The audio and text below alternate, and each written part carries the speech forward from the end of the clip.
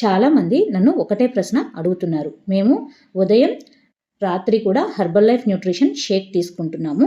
అయినా వెయిట్ ఎందుకు తగ్గటం లేదు? ఈ వీడియో వాళ్ళ కోసమేనండి. హెర్బల్ లైఫ్ షేక్ తీసుకోవటం అంటే మన శరీరానికి కావలసిన పోషణని ఇవ్వడం. దీన్ని ఉదయము, రాత్రి మీల్ రీప్లేస్మెంట్ డ్రింక్గా తీసుకుంటాము.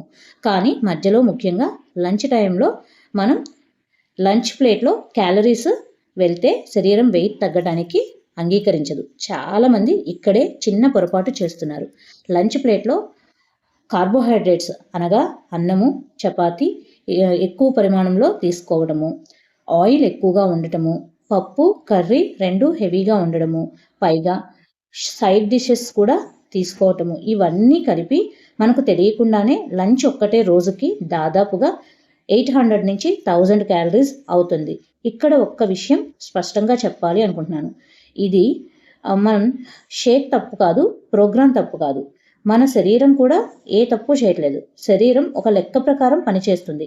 లోపలికి వెళ్తున్న క్యాలరీస్ బయటకి ఖర్చు అయ్యే క్యాలరీస్ కన్నా ఎక్కువైతే వెయిట్ స్ట్రక్ అవుతుంది. అందుకే నా సింపుల్ సలహా ఏంటంటే లంచ్ టైంలో అన్నం పరిమాణం కొంచెం తగ్గించాలి, ఆయిల్ తక్కువగా ఉండాలి, వీలైనంత వరకు ఒకటే కర్రీ, కూరగాయలు ఎక్కువగా, ప్రోటీన్ మిస్ అవ్వకుండా ఉండేలాగా మీల్ ప్లేట్ని బ్యాలెన్స్గా డిజైన్ చేసుకోవాలి. So herbalife shake plus lunch and healthy snacks శరీరం వెయిట్ తగ్గడానికి సపోర్ట్ చేస్తుంది.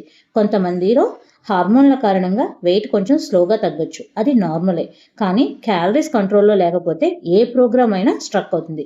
వెయిట్ లాస్ అంటే ఓపిక. ఫస్ట్ వీక్లో స్ట్రక్ అయితే ప్రోగ్రామ్ వదలాల్సిన అవసరం లేదు. చిన్న చిన్న మార్పులు చేస్తే శరీరం తప్పకుండా రెస్పాండ్ అవుతుంది. మీ వెయిట్ లాస్ జర్నీ సపోర్ట్ కొరకు నన్ను కాంటాక్ట్ చేయొచ్చు. నా డీటెయిల్స్ని కామెంట్లో పిన్ చేశాను.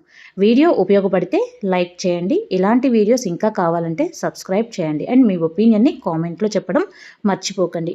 మన బాడీని అర్థం చేసుకుని తినడమే అసలు సీక్రెట్. ఈ వీడియో మీకు క్లారిటీ ఇచ్చిందని అనుకుంటున్నాను. అందరికీ నమస్కారం. Thank you.